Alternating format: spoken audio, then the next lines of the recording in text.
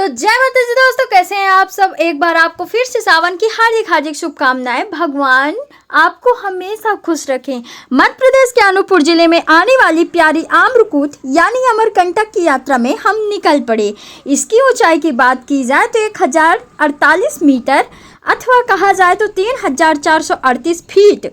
यहाँ की प्रचलित भाषा हिंदी है। हम अपने ननिहाल से गाड़ी में बैठकर इन प्यारी सी यात्रा का आनंद प्रदान करने पहुँचे। हमारे साथ थे मेरे मामी के जो मायके की फैमिली थी और उसी गंगा में हाथ धोने के लिए हम भी तैयार हो गए। मैं और मेरा भाई जा रहे हैं, हम लोग सब लोग जा रहे हैं और हम वहाँ से शिफ्ट हो गए बुलेरो में। मेरे गोद में बैठा हुआ था गब्बर शेर। मैंने बोला कि भाई तू आगे बैठ जा, क्योंकि इतनी ताकत तो है नहीं मैं तुझे वहाँ तक ले चलूँ। फिर ये चारों तरफ के नज़ारे को कैप्चर करते हुए मैं आगे बढ़ी। ये है रानी तालाब का मेला, यहाँ लगता है वेंकट नगर के बाजू में ही है। बहुत ही फेमस है। 14 जनवरी मकर संक्रांति के दिन लगता है। ये पठारियों को देखते देखते मैं इतना ही आनंदित हो गई। और ये अमरकंटक का कुछ दृश्य जो आपको दिखा रही हूँ मैं ना बहुत ही ज़्यादा उत्सुक थी। मेरे घर से 100 किलोमीटर की दूरी पर अमरकंटक स्थित है। हम लोग यहाँ पहुँच गए और देखी मैं तो इतने सारे दुकान थे कि मैं क्या ही बताऊँ। यहाँ का सामान इतना ज़्यादा रोमांचक बनाता है खुद को कि ऐसा लगता है मानो सबको रख लें। ये है स्नान कुंड। यहाँ पे यात्री सब लोग नहाते हैं, धोते हैं, कपड़ा वगैरह अपना रखते हैं और चले जाते हैं। जो भी दान पुण्य करना रहता है यहाँ पे दान देते हैं और आगे की ओर बढ़ते हैं। आई नो इसे नहीं दिखाना चाहिए था, फिर भी मैं आप लोगों को शेयर कर रही हूँ। जो भी त्रुटि हुई हो क्षमा कर दीजिएगा, पहले से ही माफ़ी मांग रही। आम्रकूट आप लोग सोच रहे होंगे, आप में से कई लोगों को पता होगा कि आम्रकूट क्या है। आम्रकूट यानी अमरकंटक। संस्कृत के महाकवि कालिदास जी ने इसे आम्रकूट का नाम दिया। क्यों? क्योंकि यहाँ पे बहुत ज़्यादा आम का पेड़ था। आम्र का मतलब होता है आम, कूट का मतलब होता है वृक्ष। तो उन्होंने इस दृश्य को देखते हुए आम्रकूट नाम रख दिया और ये समय बदलता गया और अमरकंटक के नाम से प्रचलित हो गया। और ये ना बहुत ही ज़्यादा भीड़ थी दोस्तों, मैं क्या ही बताऊँ, पर आनंद तो ऐसा आ रहा था जैसे साक्षात माँ नर्मदा हमको दर्शन दे रही है। आम्रकूट एक ऐसी जगह है जहाँ माँ नर्मदा का उद्गम हुआ है। साथ में जोहिला और सोन नदी का भी उद्गम स्थान है, जिसमें नर्मदा नदी यहाँ से पश्चिम की तरफ और सोन नदी पूर्व दिशा में बहती है। गजानन महाराज जो पाप पुण्य का पता लगवा देते हैं। जो निकल जाता है वो पुण्य कहलाता है, जो वहाँ फंस जाते हैं उनको पापी बोला जाता है। ये है मेन कुंड जो माँ नर्मदा का कुंड है। नर्मदा कुंड नर्मदा माँ का उद्गम स्थल है। इसके चारों ओर अनेक मंदिर बने हुए हैं। इन मंदिरों में भगवान शिव, कार्तिक, श्री राम, जानकी, अन्नपूर्णा माँ, गुरु गोरखनाथ, सूर्य नारायण और भी प्यारे प्यारे मूर्ति विराजमान है। यहाँ पे मैं शिवलिंग पे जल चढ़ा रही हूँ, उन्हें नहला रही हूँ और आप लोगों के लिए अपने लिए आशीर्वाद मांग रही हूँ। आप लोग हमेशा खुश रहे और मेरे चैनल को सब्सक्राइब कर दें, लाइक कर दें। माँ नर्मदा को रेवा के नाम से भी जाना जाता है। रेवा नायक के कई सदी पश्चात नागपुर के भोसले राजाओं ने उद्गम कुंड और कपड़े धोने के कुंड का निर्माण करवाया था। 1939 में रेवा के महाराज गुलाब सिंह ने मां नर्मदा कुंड, स्नान कुंड और परिसर के चारों ओर घेराव करवाया था। अब हम लोग अपनी वाहनी को धक्का देते हुए जाएंगे सर्वोदय जैन मंदिर। ये है सर्वोदय जैन मंदिर। यह मंदिर भारत के अद्वितीय मंदिरों में से अपना स्थान रखता है। इस मंदिर को बनाने में सीमेंट और लोहे का इस्तेमाल बिल्कुल भी नहीं किया गया है। 24 टन की मूर्ति है। भगवान आदिनाथ अष्ट धातु कमल सिंहासन पर विराजमान है। कमल का सिंहासन 17 टन है।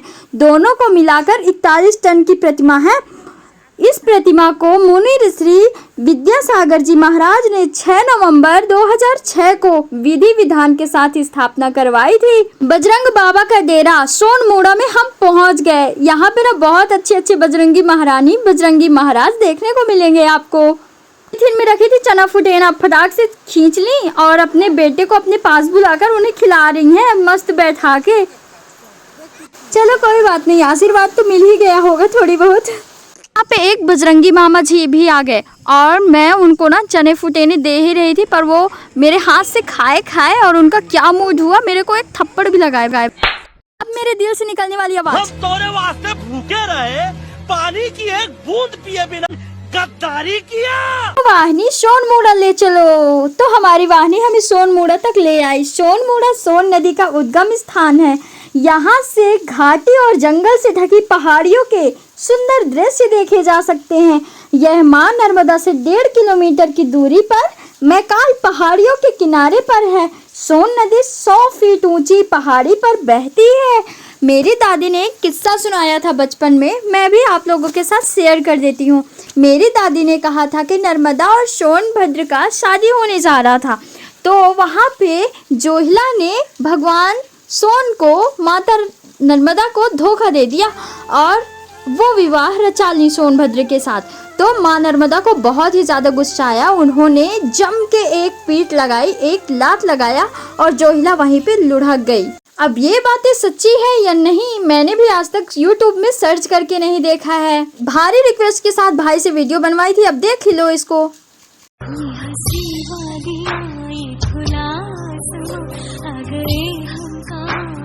चलो चलते हैं माई की बगिया यानी माँ की बगिया। माता नर्मदा को समर्पित है। यह कहा गया है कि हरी भरी बगिया से स्थान से शिव की पुत्री नर्मदा पुष्पों की चुनौती दी थी। यहाँ पर कई प्रकार के आम, केले, गुलाब के पौधे, कई पुष्प के पौधे अमरकंटक की नर्मदा कुंड से 1 किलोमीटर की दूरी पर है। हम आ गए थे श्री अमरेश्वर मंदिर यानी ज्वलेश्वर मंदिर की बात किया जाए तो यहाँ पे बहुत ही मोहक नज़ारा है, बहुत ही दूर पर है। नर्मदा मंदिर से 8 किलोमीटर की दूरी पर शहडोल की रोड पर स्थित है। यह खूबसूरत मंदिर भगवान शिव को समर्पित है। यहीं से जोहिला नदी का उद्गम हुआ था।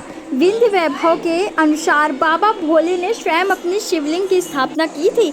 यहाँ पर ना मैया के 9 रूपों का दर्शन आप कर पाएंगे। उनकी पूरी मूर्ति रखी हुई है और भगवान गन्नू का भी। तो हमारे साथ बने रहिए और ये देखिए नज़ारा भोले बम का। यहाँ पर भोले बम की सवारी नंदी भगवान से कई सारे लोग विश मांग रहे थे, मैंने भी मांग लिया। फिर ये है भगवान जी का शिवलिंग, देखिए गौर से।